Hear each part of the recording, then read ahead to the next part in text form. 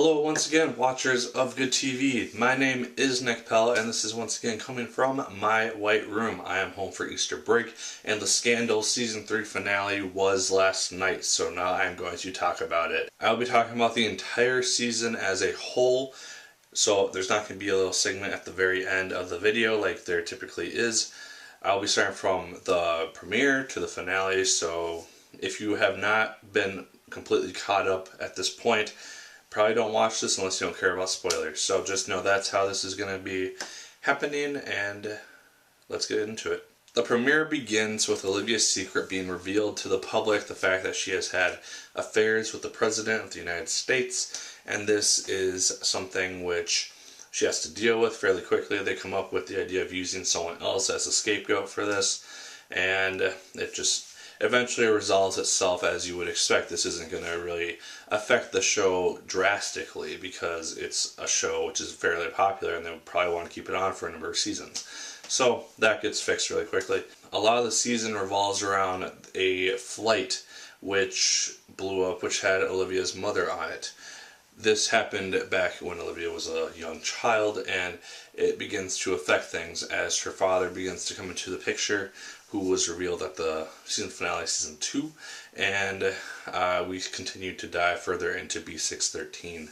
These are kind of the two main factors, Olivia's mother and B613, which have huge implications for the show, in this season at least. We have Kerry Washington once again starring as Olivia Pope. She does a phenomenal job, as is to be expected. The rest of the cast does brilliantly as well. It continues to develop the love triangle that Olivia has established for herself, with going between the President and Jake, because it doesn't really seem like she knows who she wants a lot of the time, so that's a little frustrating.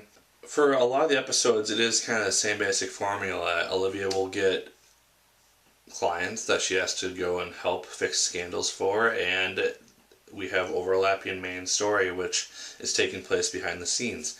And it's a good formula which has proven to work fairly well in the show, and so there's no reason to really change it. The scandals that they bring in are very interesting and cool to watch for a few episodes, and then they go into something new. It continues to revolve around B613 and the flight that Olivia's mother was on, and get into something of spoilers now. We find out that Fitz was the one who shot down that plane. This was during his time in the Air Force, and he was given command to do so from a higher up, and so that becomes a whole hassle. This is still when Olivia believes that her mother is dead. She's been gone for a number of years, and we also find out, I think in the first or second episode of the season, that her father has her mother held up in a cell somewhere. So at least through the first half of season 3, we have this assumption that her father is this terrible human being. He is the central villain of the season.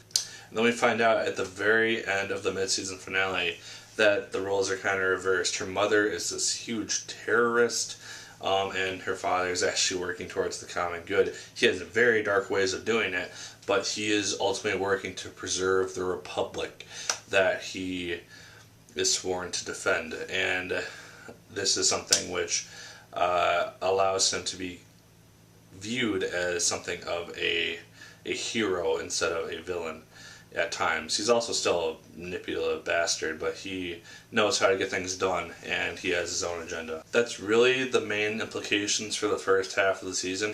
Also in the mid-season finale, we have Sally Langston, who is the VP.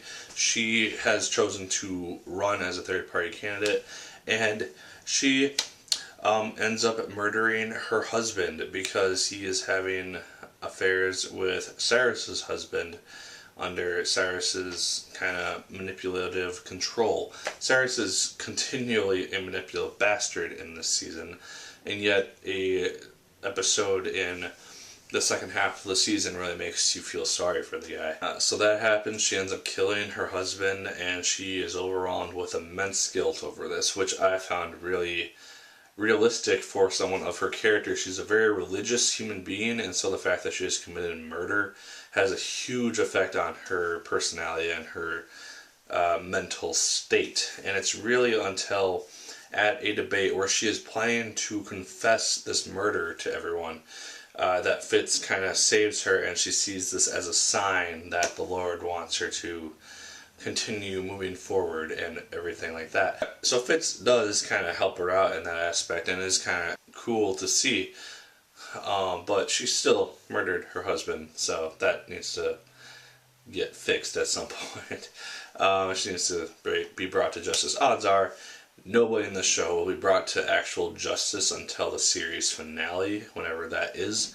And so I would assume that whole scandal won't really be brought up again very much in the future. So in the second half of the season, it's basically Olivia, Pope and Associates, the president, her father, and everyone else against her mother. And because her mother is free, she is something of a terrorist, and the president helped to get her out of the country in the mid-season finale because they still thought she was the victim here.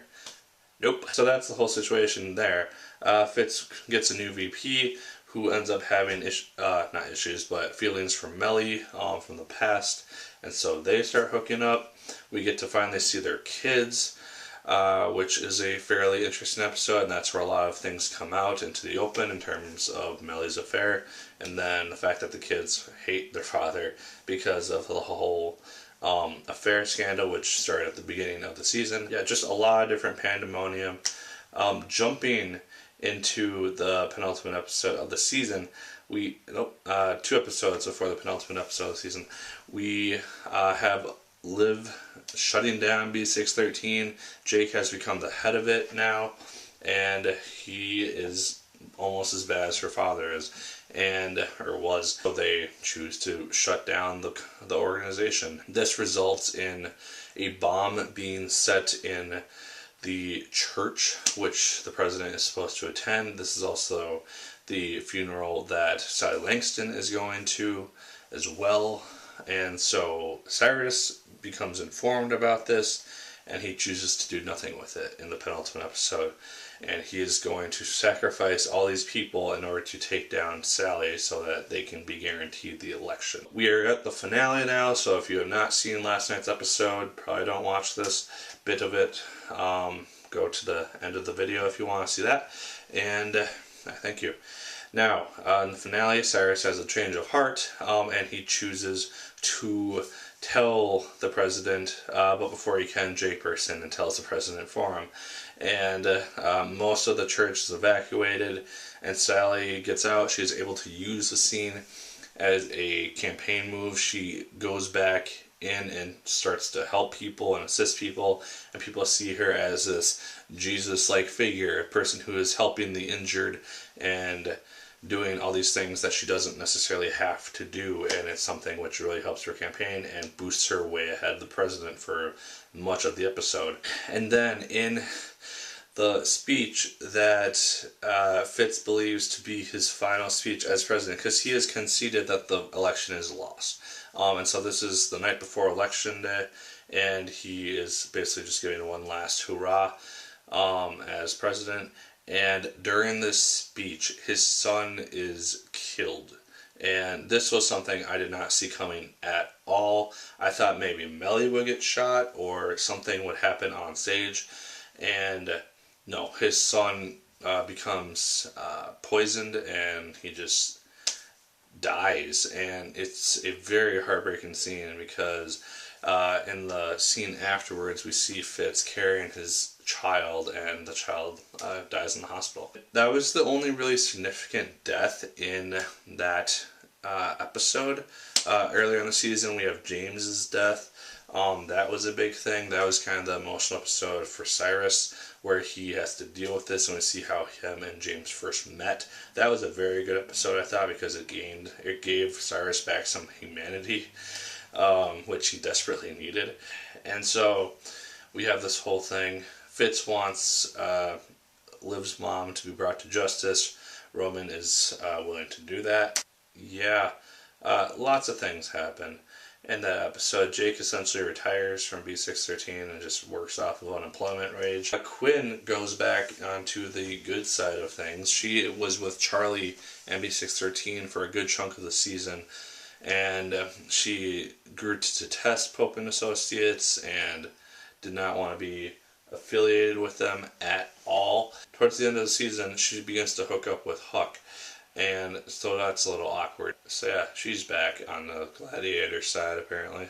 Yeah, there's a lot more things that occurred in this season that I just simply don't have the time to talk about because this video would be much longer than it already is if I did so.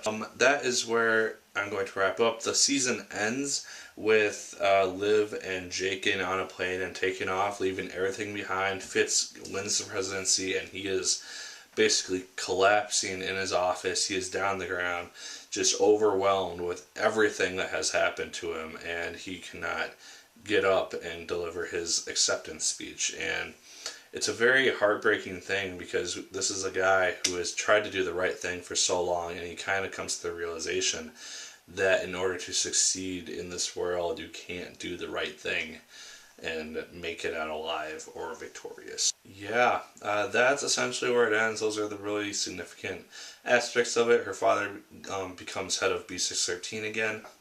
No real big cliffhanger for this season, which is kind of unfortunate. But I am definitely really looking forward to season 4 to see what they do with that.